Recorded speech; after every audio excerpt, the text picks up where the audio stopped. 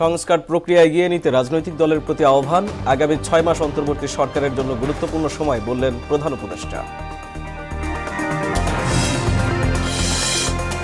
দ্রুত জাতীয় নির্বাচনের পক্ষে বিএনপি সহ অধিকাংশ রাজনৈতিক দল। সংস্কারেই বেশি গুরুত্ব জামায়াতে ইসলামীর। আওয়ামী লীগকে ক্ষমতায় রাখতে আন্তর্জাতিক ষড়যন্ত্রে বিডিআর হত্যাকাণ্ড, বললেন অ্যাটর্নি জেনারেল। হাসিনাকে আশ্রয় দেয়াই ভারতের সমালোচনা। এবং সরকারের যথাযথ পদক্ষেপে রমজানে পণ্যমূল্য বাড়বে না বলছেন ব্যবসায়ীরা। সয়াবিন তেলের সংকটের জন্য কোম্পানি সিন্ডিকেটকে দোষারোপ।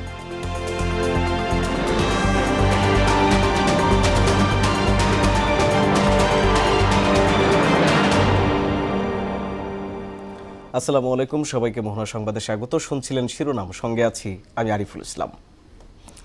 এবার পুরো খবর। সংস্কার থেকে বাঁচার উপায় নেই, এটি গভীরভাবে করতে হবে, এমন মন্তব্য করেছেন প্রধান উপদেষ্টা প্রফেসর মোহাম্মদ ইউনূস। এবং তিনি বলেছেন, রাজনৈতিক দলগুলো সংস্কার প্রক্রিয়ায় একমত হলে এর বাস্তবায়নে করণীয় বের হয়ে আসবে। শনিবার বিকেলে ঐকমত্য কমিশনের বৈঠক শেষে রাজনৈতিক নেতাদের উদ্দেশ্যে দেয়া বক্তব্যে এসব কথা বলেন তিনি। আগামী 6 মাস অন্তর্বর্তী সরকারের জন্য গুরুত্বপূর্ণ সময় বলেও মন্তব্য করেন প্রধান উপদেষ্টা। আরও জানাচ্ছেন নাসির উদ্দিন। ফরেন সার্ভিস একাডেমিতে অনুষ্ঠিত হয় জাতীয় ঐকমত্য কমিশনের প্রথম সভা। রাজনৈতিক দলগুলোর সেই সভায় সভাপতিত্ব করেন প্রধান উপদেষ্টা ডক্টর মোহাম্মদ ইউনূস। বৈঠক শেষে তিনি বলেন, সংস্কার থেকে বাঁচার কোনো উপায় নেই। এই প্রক্রিয়ায় ঐক্যবদ্ধ হলে জুলাই সনদ তৈরি হবে। এখানে একমত না হলে মুক্তি মিলবে না। সংস্কার থেকে আমাদের কোনো বাঁচোয়া নেই এবং সেটা গভীরভাবে হতে হবে। আমরা সেটাতে একতাবদ্ধ, এটি হলো বিষয়টা জানানো করা। আমরা আছি এই যে প্রস্তাবটা করেছেন তার সঙ্গে একমত, এই জিনিসটা বের করতে চাই। এই প্রস্তাব আমরা একমত এটার ব্যাপারে। এর আগে সূচনা বক্তব্যে প্রধান উপদেষ্টা বলেন, অন্তর্বর্তী সরকারের 6 মাসে প্রথম ইনিংস শেষ হলো। রাজনৈতিক সংলাপের মাধ্যমে দ্বিতীয় অধ্যায় শুরু হলো।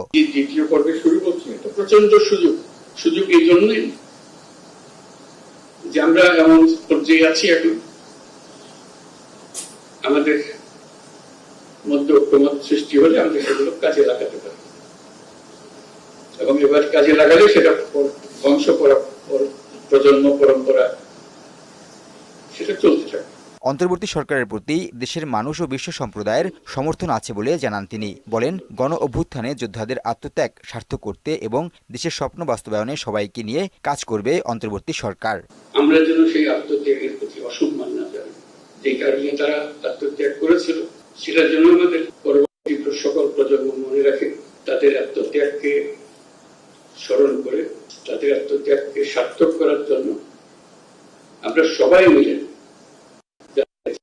সরকারের পথ চলায় বাধা সৃষ্টি করতে একটি পক্ষ ট্রাম্পের কাছে গিয়েও সুবিধা করতে পারেনি বলেও মন্তব্য করেন তিনি। বাংলাদেশকে ঘিরে যে অপপ্রচার চলছিল, এক প্রতিবেদনে সমস্ত সমাপ্ত।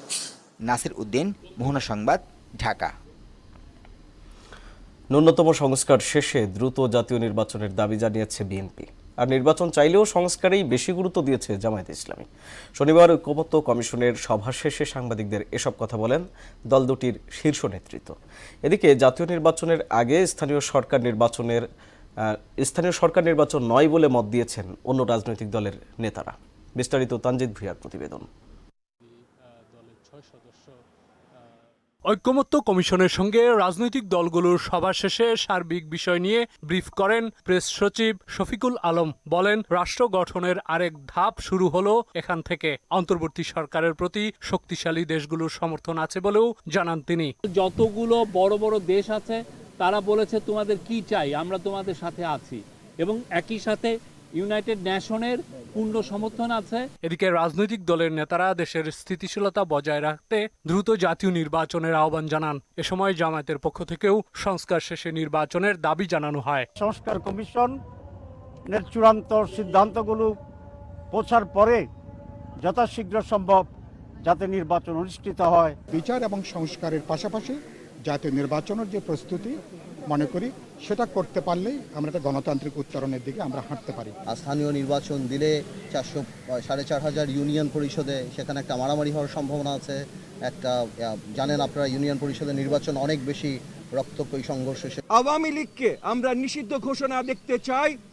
একটা টেররিস্ট অর্গানাইজেশন হবার জন্য যা যা ক্যারেক্টারিস্টিক দরকার প্রত্যেকটা আওয়ামী লীগ করেছে গত 16 বছর। বিদেশিরা ওনাকে বলেন যে আমরা তো তোমাকে অর্থনৈতিকভাবে সাহায্য করতে পারবো, কিন্তু আমরা তোমাদের যে সংস্কার সেটা তো আমরা করতে পারবো না। বিএনপির মহাসচিব মির্জা ফখরুল ইসলাম আলমগীর বলেন, খুব দ্রুত সংস্কারের বিষয়ে ন্যূনতম যে ঐক্যমত্য তৈরি হবে সেটার উপর ভিত্তি করে জাতীয় নির্বাচন অনুষ্ঠিত হবে, সেটাই দেশের সর্বসাধারণের প্রত্যাশা। কমিশনগুলোর সঙ্গে একটা ঐক্যমতে পৌঁছানোর চেষ্টা করা হবে, সেটাই আপনার মূল কথা। এবং সেজন্য আজকে প্রাথমিক আলোচনা, সেখানে বিভিন্ন রাজনৈতিক দল বিভিন্নভাবে কথা বলেছেন। আমরা আশা করব যে খুব দ্রুত এই সংস্কারের যে ন্যূনতম ঐক্যমত তৈরি হবে সেটার উপর ভিত্তি করে অতি দ্রুত জাতীয় নির্বাচন অনুষ্ঠিত হবে, এটাই আমাদের প্রত্যাশা। এ সময় বিএনপির মহাসচিব জোর দিয়ে বলেন, দেশের পরিস্থিতি বিবেচনায় স্থানীয় সরকার নির্বাচন মুখ্য নয়। তানজিদ ভুইয়া, মোহনা সংবাদ। আওয়ামী লীগকে ক্ষমতায় টিকিয়ে রাখতে আন্তর্জাতিক ষড়যন্ত্রে বিডিআর হত্যাকাণ্ড ঘটানো হয়েছে বলে জানিয়েছেন অ্যাটর্নি জেনারেল মোহাম্মদ আসাদুজ্জামান। শনিবার বাংলাদেশ চলচ্চিত্র উন্নয়ন কর্পোরেশন এফডিসিতে বিডিআর হত্যাকাণ্ডের দায় নিয়ে ছায়া সংসদ অনুষ্ঠানে একথা বলেন তিনি। প্রতিবেশী রাষ্ট্রের বিরুদ্ধে বাংলাদেশ বিরোধী চক্রান্তের অভিযোগ করে খুনি শেখ হাসিনাকে আশ্রয় প্রশ্রয় দেওয়ার সমালোচনাও করেন অ্যাটর্নি জেনারেল। কাজী পাপ্পুর প্রতিবেদন। 2009 সালের 25 ফেব্রুয়ারি সকাল 9টায় পিলখানায় বিডিআরের দরবার হলে মহাপরিচালকের বক্তব্য চলাকালীন কিছু সদস্য অতর্কিত হামলা চালায়। এতে 57 জন সেনা কর্মকর্তা সহ প্রাণ হারান 74 জন। বিডিআর হত্যাকাণ্ডের দায় নিয়ে বাংলাদেশ চলচ্চিত্র উন্নয়ন কর্পোরেশন এফডিসিতে আয়োজন করা হয় ছায়া সংসদ অনুষ্ঠানের। এতে attorney general advocate Mohammad Asaduzzaman বলেন, পিলখানা হত্যাকাণ্ড কোনো বিদ্রোহ ছিল না। আওয়ামী লীগকে ক্ষমতায় টিকিয়ে রাখতে এটি ছিল আন্তর্জাতিক চক্রান্ত। জানুয়ারিতে ক্ষমতা নিলেন, ফেব্রুয়ারিতে এত বড় একটি হত্যাকাণ্ড দিয়ে ঝিকে মেরে বউকে শেখানোর মতো করে সমস্ত সেক্টরকে আপনি একটা আতঙ্ক ছড়িয়ে দিলেন। এভাবেই আওয়ামী লীগকে ক্ষমতায় টিকিয়ে রাখার জন্য একটি পদক্ষেপ বাংলাদেশের মাটিতে ইতিহাসের জঘন্যতম একটি অধ্যায় রচনা করা হয়েছিল। নির্লজ্জভাবে একজন খুনিকে আশ্রয় প্রশ্রয় দেয় প্রতিবেশী রাষ্ট্রের ওপর ক্ষোভ জানান তিনি।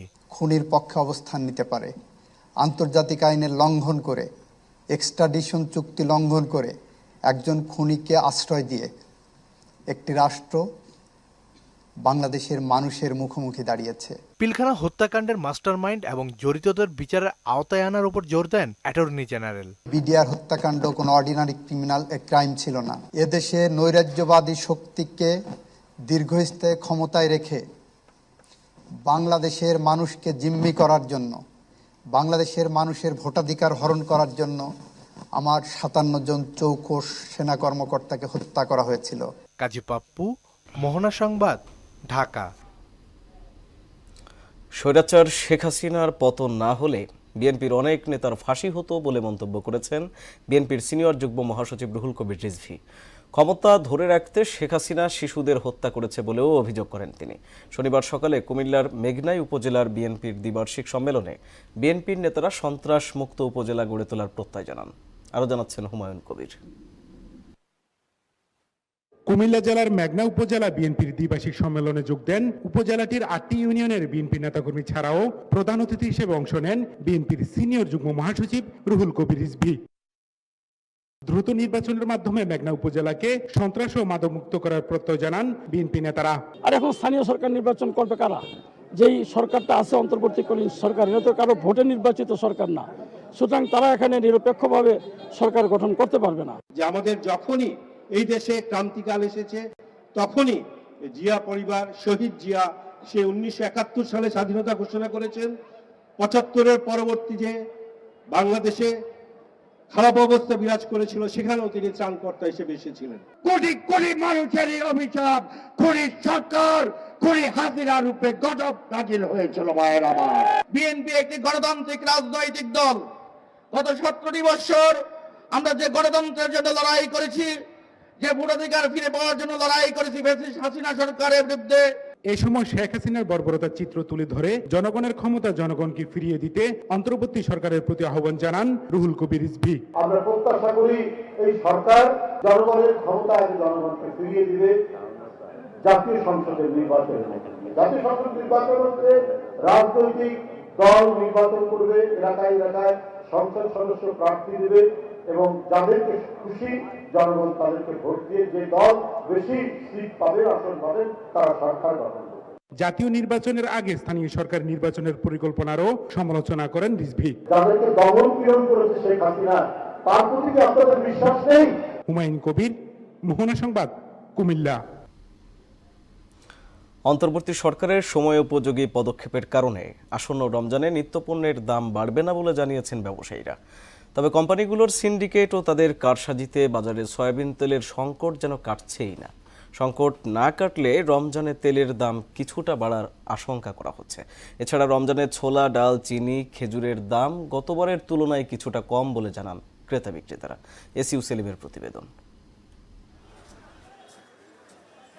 এবার রমজান শুরুর আগেই বাজারে পর্যাপ্ত পরিমাণে নিত্য প্রয়োজনীয় পণ্য মজুত রাখার বিষয়ে সতর্ক অন্তর্বর্তী সরকার। রোজায় ইফতারে বেশি চাহিদা থাকে ছোলা, পেঁয়াজ, চাল, ডাল, চিনি, মুড়ি, গুড় ও খেজুরের। এসব পণ্যের পর্যাপ্ত সরবরাহ থাকায় এবার দাম বাড়ার আশঙ্কা নেই বলে জানিয়েছেন ব্যবসায়ীরা। গত বছরের তুলনায় এই বছর যে সোলার আমদানিটা হয়েছে, মাশাআল্লাহ অনেক আমদানি হয়েছে। আর আপনার গত বছরের তুলনায় 10 টাকা কম আছে এই বছর আর কি। বিশ্বের প্রত্যেকটা দেশে এই রমজান মাসের দ্রব্যমূল্যের দাম নিম্নগতি বা কিছুটা ছাড় দেয় ব্যবসায়ীরা, আর আমাদের দেশে এটা উল্টো দিক। তবে 2 মাসের বেশি সময় ধরে বাজারে সয়াবিন তেলের কৃত্রিম সংকট তৈরি করে রেখেছে কয়েকটি কোম্পানি ও পাইকারি ব্যবসায়ীরা। চাহিদার তুলনায় তেলের সরবরাহ কম থাকায় রমজানে সয়াবিন তেলের দাম বাড়ার আশঙ্কা ক্রেতা বিক্রেতাদের। সয়াবিন তেলটাই বাজারে শর্ট। ডিলারকে কোম্পানি দিচ্ছি কিনা আমরা জানি না, কিন্তু ডিলার কখনো 1 লিটার দিলে 2 লিটার নেয়, 2 লিটার দিলে 5 লিটার নেয়, এভাবে সংকট। তেলের চাহিদা, কিন্তু তেল নিয়ম মতো পাওয়া যাইতেছে না, কোম্পানিরা দিতেছে না। আর যদিও 1 কার্টন দেয়, 1 কার্টনের সাথে সরষের তেল 1 কার্টন নিতে হয়। সয়াবিন তেলটা পাওয়া যাচ্ছে না, তো এটা তো আমরা যারা মধ্যবিত্ত বা নিম্নবিত্ত তারা তো এই সয়াবিনটা আমরা খাই।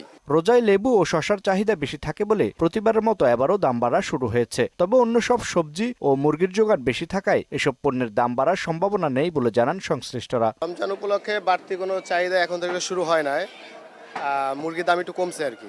রোজা উপলক্ষে কোনো সবজির দামই বাড়তি না, আগের দামই আছে, খালি লেবুটার দাম বাড়ছে। চাহিদা যে মাছ তো এরমই আছে, বাড়ো না কমও না, একই দামে আছে। এছাড়া বাজারে রুই, ইলিশ, কাতল, চিংড়ি ও শিং মাছের দাম কিছুটা বেশি থাকায় ক্রেতাদের আগ্রহ কম মাছের প্রতি। একবারে কম সব মাছই, কাস্টমার নাই। এসইউ সেলিম, মোহনা সংবাদ, ঢাকা। গত বছরের 5 আগস্ট থেকে চলতি বছরের 31 জানুয়ারি পর্যন্ত 378 ব্যক্তি ও প্রতিষ্ঠানের 2000-এর বেশি ব্যাংক হিসাবে 16,000 কোটি টাকা জব্দ করা হয়েছে। শনিবার এক প্রতিবেদনে এই তথ্য জানিয়েছে আর্থিক গোয়েন্দা বিভাগ, Bangladesh financial intelligence unit BFIU। এদিকে কেন্দ্রীয় ব্যাংক জানিয়েছে রাজনৈতিক পট পরিবর্তন সহ বিভিন্ন কারণে চলতি অর্থ বছরে বেড়েছে ব্যাংক ঋণের পরিমাণ। সরকারের নেট ব্যাংক ঋণও বেড়েছে ব্যাপকভাবে। গত 22 জানুয়ারি এর পরিমাণ ছাড়িয়ে যায় 15,759 কোটি টাকা। আজ শেষ হচ্ছে ব্যক্তি শ্রেণীর করদাতাদের বার্ষিক আয়কর বিবরণী বা রিটার্ন জমার সময়সীমা। এর আগে 3 দফা রিটার্ন জমার সময় বাড়ানো হলেও এরপর জরিমানা ছাড়া রিটার্ন দেওয়া যাবে না। সবশেষ গত 30 জানুয়ারি এক আদেশে রিটার্ন জমার সময় 16 ফেব্রুয়ারি পর্যন্ত বর্ধিত করে জাতীয় রাজস্ব বোর্ড NBR। যারা সনাতনী পদ্ধতিতে রিটার্ন দিতে চান তারা আগামীকাল নিজ নিজ কর কার্যালয়ে গিয়ে জমা দিতে পারবেন। NBR সূত্র মতে চলতি অর্থ বছরে এ পর্যন্ত অনলাইনে প্রায় 15 লাখ রিটার্ন জমা পড়েছে। সাভারের আশুলিয়ায় গ্যাস সিলিন্ডার বিস্ফোরণে শিশুসহ দগ্ধ 11 জনের মধ্যে 3 জনের অবস্থা আশঙ্কাজনক। চিকিৎসকরা জানান গুরুতর দগ্ধ 2 জনের 99 ও 95% পুড়ে গেছে। বিস্তারিত জানাচ্ছেন মুনতাসির মামুন। একসঙ্গে শবে বরাতের নামাজ আদায়ের পরিকল্পনা ছিল 2 ভাইয়ের, কিন্তু তা আর সম্ভব হলো না। আগুনে দগ্ধ হয়ে দুজনেই কাতরাচ্ছেন ঢাকা জাতীয় বার্ন ইউনিটের বেডে। শুক্রবার রাতে সাভারের আশুলিয়ায় গ্যাস সিলিন্ডার বিস্ফোরণে 2 পরিবারের দগ্ধ 11 জনই এখন জাতীয় বার্ন অ্যান্ড প্লাস্টিক সার্জারি ইনস্টিটিউটে ভর্তি। তাদের দেখতে আসা স্বজনেরা বারবার কান্নায় ভেঙে পড়ছেন, দিচ্ছেন নানান অভিযোগ। চুলাটারে ওইখানে গেছে, গন্ধ হইতেছে, পরে গেছে, যার পরে ওইটা ধরে মানে করছে, পরেই মানে আগুন ধরে গেছে, ওর আগে আগুন লাগছে। বইন আছে, আবার বাইশ তারা 4 জন যারা আছে, আবার বোন জামাইও আছে, আবার তার ঘরেরও 2 জন আছে, মোট 11 জন আর কি হয়। আমরা ডাক্তার বলছে যে এদেরই 4 জন ঝুঁকি আছে। চিকিৎসকেরা জানান 11 জনের মধ্যে 1 জন আইসিইউ, 4 জন এইচডিইউ এবং বাকি 6 জনকে পর্যবেক্ষণে রাখা হয়েছে। 2 জনের অবস্থা খুবই গুরুতর। যতটুকু ম্যানেজমেন্ট করা প্রয়োজন ততটুকু আমরা সর্বোচ্চ দিয়ে আমরা চেষ্টা করে যাচ্ছি রোগীদেরকে উদ্ধার করার জন্য, এবং তারা যেন ফিরে আসতে পারে, কামড়ানো করতে পারে খুব তাড়াতাড়ি, সেজন্য আমাদের সর্বাত্মক চেষ্টা অব্যাহত রয়েছে। আর হাসপাতালের পরিচালক জানান সবার শ্বাসনালী পুড়েছে, তাই কেউই আশঙ্কামুক্ত নয়। ফ্লেম এবং স্টিম বার্ন একসাথে হয়েছে গ্যাস সিলিন্ডার বার্নে। প্রত্যেকটা পেশেন্টই খুবই নাজুক পরিস্থিতির মধ্যে আছে। তার মধ্যে 3 জন অত্যন্ত মারাত্মক কন্ডিশনে, যাদের আসলে নো হোপ আমরা বলতে পারি। আর আদার্স যে 5-6 জন তাদেরও শ্বাসনালী পুড়ে যাওয়ার কারণেই এই অনেক রিস্কের মধ্যে আছে। দগ্ধদের সুচিকিৎসা দিতে সর্বোচ্চ চেষ্টা করা হচ্ছে বলেও জানান পরিচালক। আমরা আমাদের সর্বাত্মকভাবে আমরাই এটা সহায়তা করছি। মুনতাসির মামুন, মোহনা সংবাদ, ঢাকা। এবার বইমেলার মোহনায়।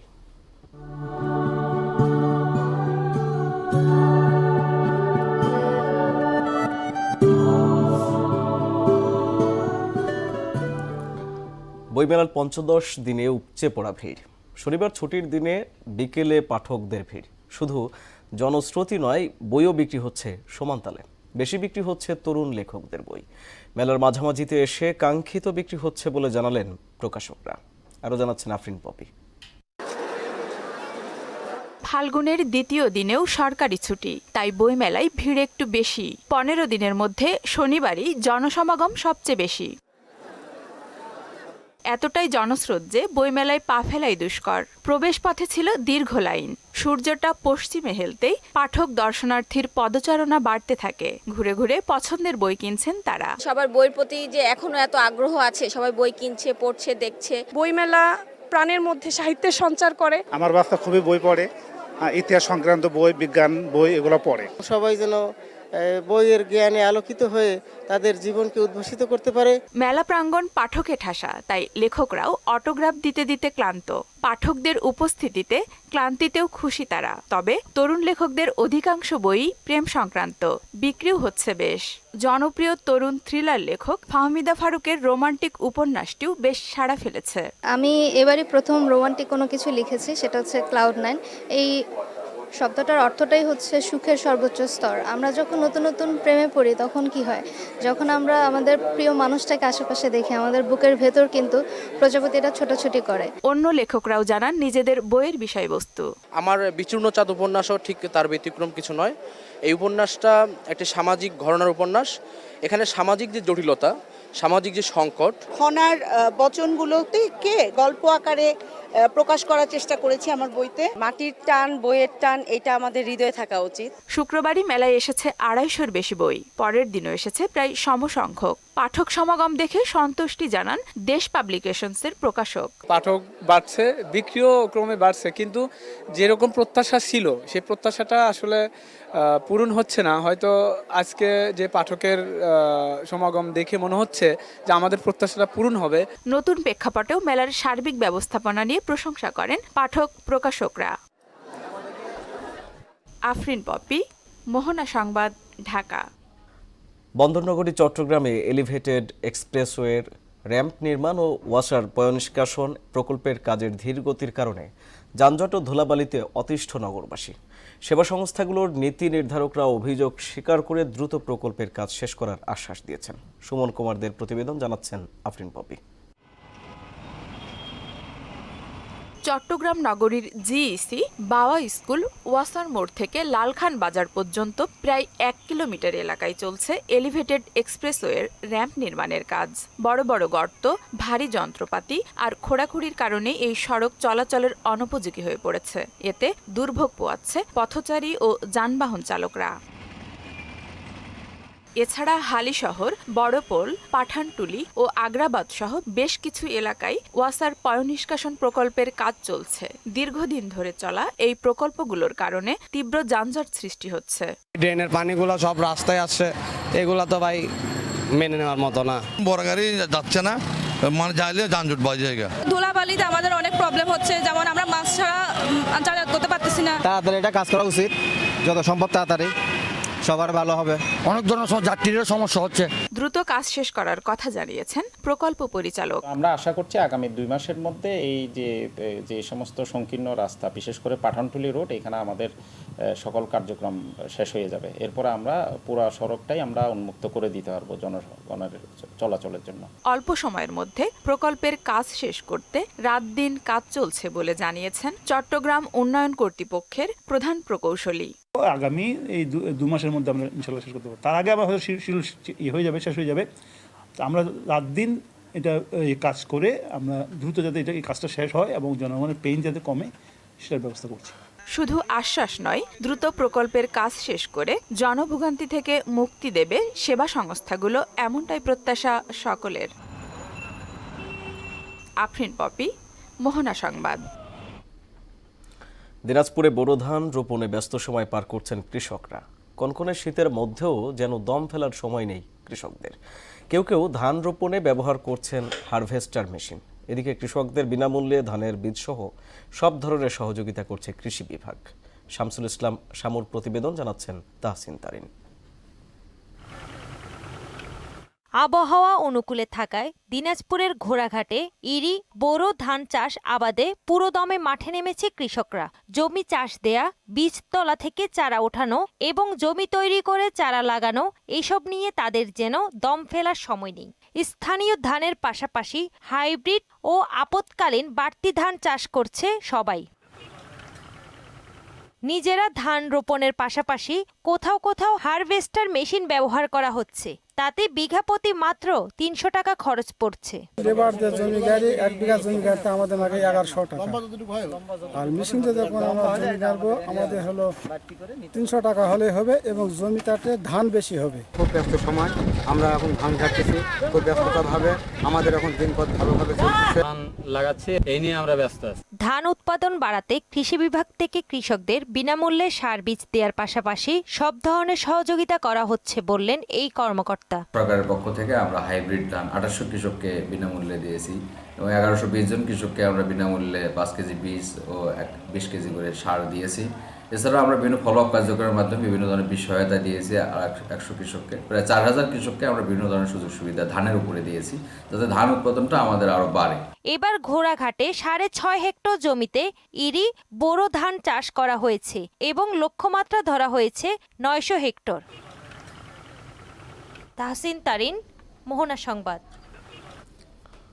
দিনভর নানা আয়োজনে হয়ে গেল বিমান উত্তরবঙ্গ কল্যাণ সমিতির বার্ষিক বনভোজন। শনিবার রাজধানীর উত্তরাস্থ প্রিয়াঙ্কা শুটিং জোনে সংগঠনের আহ্বায়ক ও বিমান বাংলাদেশের কার্গো মহাব্যবস্থাপক এবিএম নাজমুল হুদার সভাপতিত্বে খেলাধুলা, নাচ গান সহ বিভিন্ন ইভেন্টে অংশগ্রহণ করেন উপস্থিত সদস্য ও আমন্ত্রিত অতিথিরা। শেষ পর্বে আকর্ষণীয় র্যাফেল ড্রয়ের মাধ্যমে বিজয়ীদের হাতে পুরস্কার তুলে দেওয়া হয়। আলোচনা পর্বে বিমান বাংলাদেশ এয়ারলাইন্সকে বিশ্বের বুকে তুলে ধরার প্রত্যয় জানান বক্তারা। জনপদের বৃহত্তর উত্তর জনপদ যারা বাংলাদেশ বিমানে কর্মরত, তাদেরকে নিয়েই একত্রিত হয়েছি, আনন্দ ভাগাভাগি করছি। সবার সহযোগিতায় আমাদের এই আয়োজনটা সফল হয়েছে এবং সবাই তার সাধ্যমতো চেষ্টা করছে সবটা বেস্ট দেওয়া। আন্তর্জাতিক খবর। দীর্ঘ 16 মাস পর মুক্তি পেয়েছেন 3 ইসরায়েলি জিম্মি। বিনিময়ে 369 ফিলিস্তিনি বন্দীকে কারামুক্ত করা শুরু করেছে তেল আবিব। এদিকে পাকিস্তানের বেলুচিস্তানে বোমা বিস্ফোরণে 11 জনের মৃত্যু হয়েছে। অন্যদিকে ট্রাম্পের ক্ষমতা গ্রহণের 26 দিনে যুক্তরাষ্ট্রে চাকরি হারিয়েছেন প্রায় 9,500 কর্মী। বিস্তারিত ইশতিয়াক হোসেনের ডেস্ক রিপোর্টে। যুদ্ধবিরতি চুক্তির আওতায় ষষ্ঠ ধাপে আরও 3 জিম্মিকে মুক্তি দিয়েছে ফিলিস্তিনের স্বাধীনতাকামী সংগঠন হামাস। শনিবার তাদেরকে গাজার খান ইউনিস থেকে রেড ক্রসের কাছে হস্তান্তর করা হয়। বিনিময়ে 369 ফিলিস্তিনি কারাবন্দীকে মুক্তির প্রক্রিয়া শুরু করেছে ইসরায়েল। পাকিস্তানের বেলুচিস্তানে সড়কে পেতে রাখা বোমা বিস্ফোরণে 11 শ্রমিক নিহত ও 6 জন আহত হয়েছে। শুক্রবার রাজ্যের দক্ষিণ পশ্চিমাঞ্চলীয় হারনাই জেলায় একটি কয়লা খনির কাছে ওই বিস্ফোরণ ঘটে। এতে একটি ট্রাকে থাকা 17 শ্রমিকের 11 জন মারা যান। যুক্তরাষ্ট্রের আমলাতন্ত্রে বড় ধরনের ছাঁটাই চালিয়ে যাচ্ছেন প্রেসিডেন্ট ডোনাল্ড ট্রাম্প এবং সরকারি ব্যয় সংকোচন ও কর্মীদের দক্ষতা বৃদ্ধি বিষয়ক দপ্তরের উপদেষ্টা ইলন মাস্ক। ইতোমধ্যে স্বরাষ্ট্র, জ্বালানি, কৃষি ও প্রবীণ বিষয়ক মন্ত্রণালয়ের 9,500 কর্মীকে বরখাস্ত করা হয়েছে। ফেডারেল সরকারের ভূমি স্থাপনা থেকে শুরু করে প্রবীণ সেনাদের দেখভাল পর্যন্ত বিভিন্ন ক্ষেত্রে নিযুক্ত কর্মীরাও এ তালিকায় আছেন। অন্যদিকে নতুন করে আরও 119 জন ভারতীয় অবৈধ অভিবাসীকে সামরিক বিমানে ফেরত পাঠাচ্ছে ট্রাম্প প্রশাসন। ভারতের স্থানীয় সময় শনিবার রাতে পাঞ্জাবের অমৃতসর বিমানবন্দরে তাদের অবতরণের কথা রয়েছে। ইশতিয়াক হোসেন, মোহনা সংবাদ। যুদ্ধবিরতি চললেও দুর্ভোগ পিছু ছাড়ছে না গাজাবাসীর। আশ্রয়কেন্দ্র থেকে আপন ঠিকানায় ফিরতে শুরু করলেও চোখের সামনে ধরা পড়ছে শুধুই ধ্বংসস্তূপ। খাদ্য বাসস্থান সংকটে মানবেতর জীবন কাটাচ্ছে লাখো মানুষ। জাতিসংঘের মতে গাজায় 91% মানুষ তীব্র খাদ্য সংকটে রয়েছে। ভূখণ্ডটি পুনর্নির্মাণে 10 বছরেরও বেশি সময় লাগতে পারে। বিস্তারিত কাজী শাহরিনের ডেস্ক রিপোর্টে। গাজায় যুদ্ধবিরতি ও বন্দি বিনিময় চলছে, কিন্তু এতে গাজাবাসীর সংগ্রাম শেষ হয়ে যায়নি। ইসরায়েলি কারাগার থেকে প্রিয়জনের ফিরে আসার আনন্দ ফিকে হয়ে যাচ্ছে ঘরবাড়ি সহ সর্বহারানোর বেদনায়। যুদ্ধবিরতির পর কষ্ট ও ভোগান্তি যেন আরও বেড়ে গেছে। বাড়ির জায়গাটি শনাক্ত করতে পারলেও সেখানে ধ্বংসস্তূপ ছাড়া আর কিছুই নেই। ফিলিস্তিনিরা বলছেন এ ফিরে আসাতেও আনন্দের চেয়ে দুঃখই বেশি। প্রথমেই আপনি খুশি হবেন যে আপনি বাসায় যাচ্ছেন, আপনার পরিবার এবং প্রিয়জনদের সাথে দেখা করছেন। কিছুটা আনন্দ অনুভব হলেও তারপর আপনি বুঝতে পারবেন কেউ আপনার জন্য অপেক্ষা করছে না। তারপর আপনি আপনার বাড়ির দিকে তাকালে নিজেকে জিজ্ঞাসা করবেন, কেন এসেছি এখানে? এখানে ধ্বংস ছাড়া কিছুই নেই। আমি কল্পনা করেছিলাম যুদ্ধের পরে আমার বাড়িটি কেমন হবে, কিন্তু এটি আমার প্রত্যাশার চেয়েও খারাপ। ফিরে আসার পর মনে হচ্ছে জায়গাটি আগ্নেয়গিরির অগ্ন্যুৎপাত বা ভূমিকম্পের সম্মুখীন হয়েছে। আমার বাড়ি চলে গেছে এবং আমাদের আর কোথাও থাকার জায়গা নেই। সবকিছুই অন্ধকার হয়ে গেছে। যুদ্ধবিরতি নিয়ে আমরা খুশি হব নাকি আমাদের চারপাশে ধ্বংসলীলা নিয়ে দুঃখ করব জানি না। আমাদের আবেগ এতটাই জটিল যে সেগুলো প্রকাশ করা কঠিন। ইসরায়েলি বর্বরতায় গাজার 25 লক্ষ মানুষকে পালিয়ে বাঁচতে হয়েছে। জাতিসংঘের তথ্য মতে মোট জনসংখ্যার 90%ই অভ্যন্তরীণভাবে বাস্তুচ্যুত হয়েছে। শুধু তাই নয়, মানবিক অঞ্চল যা ফিলিস্তিনিদের নিরাপদ আশ্রয় ছিল সেখানেও ইসরায়েলি সেনারা বিমান হামলা চালায়। আগে যেখানে কৃষিজমি ছিল, এখন সেখানে হাজার হাজার তাঁবু ও অস্থায়ী কাঠামোর অস্তিত্ব। গাজায় 91% মানুষের খাদ্য সংকট মেটানোর বড় চ্যালেঞ্জ হল কৃষিজমির ক্ষতি। ইসরায়েলি হামলা শুরুর প্রথম বছরে গাজার প্রায় 68% কৃষিজমি ক্ষতিগ্রস্ত হয়েছে। গাজাবাসীর জন্য দুর্ভোগের শেষ এখানেই নয়। জাতিসংঘের ধারণা প্রায় 19 লাখ মানুষের জরুরি আশ্রয় এবং প্রয়োজনীয় গৃহস্থলী সামগ্রী প্রয়োজন। যুদ্ধবিরতি হয়তো ত্রাণ পৌঁছানো সহজ করবে, কিন্তু বড় প্রশ্ন হলো গাজা কিভাবে আবার গড়ে তোলা হবে। জাতিসংঘের ধারণা মতে মোট 10 বছরে পুনর্গঠন সম্ভব কিনা সেটিও এখন প্রশ্নবোধক চিহ্ন হয়ে জ্বলজ্বল করছে। কাজী শাহরিন, মোহনা সংবাদ। ভারতের উত্তরপ্রদেশে মহাকুম্ভ মেলায় যাওয়ার সময় বাসের নিচে চাপা পড়ে 10 জন ভক্ত মারা গেছেন। আহত হয়েছেন আরও 19 জন। সংবাদ মাধ্যম এনডিটিভির তথ্য মতে শনিবার প্রয়াগরাজ মির্জাপুর মহাসড়কের মেজা এলাকায় একটি বোলেরো গাড়ির সঙ্গে একটি বাসের সংঘর্ষে এ দুর্ঘটনা ঘটে। হতাহত ভক্তরা ছত্তিশগড়ের কোরবা জেলা থেকে গঙ্গা, যমুনা ও পৌরাণিক সরস্বতী নদীর সঙ্গমস্থলে স্নান করার উদ্দেশ্যে কুম্ভ মেলায় আসছিলেন। দেশে প্রথমবার কোটি টাকার প্রাইজ মানি নিয়ে আসছে বডি বিল্ডিং ও ফিটনেস চ্যাম্পিয়নশিপ, যার পোশাকি নাম বিডি মাসেল শো। 25 থেকে 27 মে অনুষ্ঠিত হবে এই আসর। 4টি ক্যাটাগরির 12 ইভেন্টে লড়বে বাংলাদেশ সেনাবাহিনী, বিজিবি, আনসার, ভিডিপি সহ 4 শতাধিক ক্লাব, সংস্থা ও বিশ্ববিদ্যালয়ের 1,500 বডি বিল্ডার।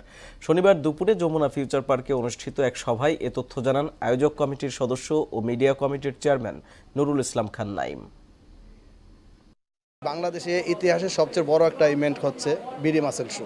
আমরা সবসময় চাই মেয়েরা আমাদের সাথে একই সাথে কাঁধে কাঁধ মিলিয়ে চলুক, তারা আমাদের সাথে পার্টিসিপেট করুক। বিভিন্ন ডিস্ট্রিক্ট ওয়াইজ এবং বিভিন্ন বিভাগীয় শহর ওয়াইজ আমরা ইভেন্ট আয়োজন করার চেষ্টা করতেছি। বডি বিল্ডিং কম্পিটিশনটা ইয়াং জেনারেশনের জন্য একটা বরাবর সবসময় মেসেজ থাকে। 1 কোটি টাকা বাজেটের বিডি মাসেল শো 2025 আয়োজন করেছি। শেষ করব মোহনা সংবাদ, যাবার আগে জানিয়ে দিব শিরোনামগুলো আরও একবার।